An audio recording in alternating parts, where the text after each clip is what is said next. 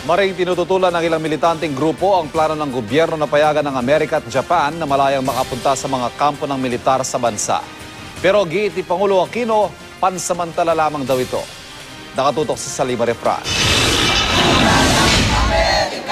Sumugod ang mga miyembro ng League of Filipino Students sa Mendiola para iprotesta ang Visiting Forces Agreement at ang balak na bigyan ng Amerika at Japan ng access sa mga kampo ng militar sa bansa. Huwag pa rin tulutan!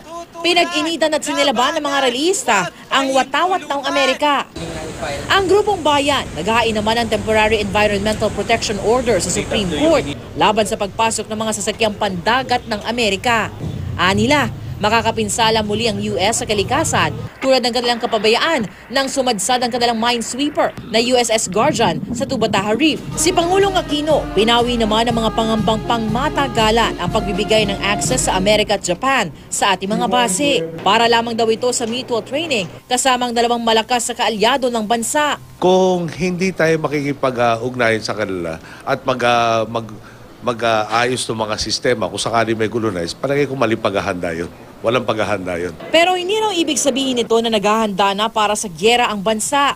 Diplomasya pa rin daw ang kanilang paiiralin sa harap ng pag-aangkin ng China sa mga isla sa West Philippine Sea. Pipilitin natin na hindi tayo ahantong sa kung anumang kaguluhan dahil parang baliktad ngayon sa pakay natin na magkaroon ng katahimikan, stabilidad at pagkakataon na umunlad lahat ng nasasangkot dito sa pagtutunggali tungkol dyan sa mga territorial disputes. Salima Refran, Nakatutok, 24 Oras.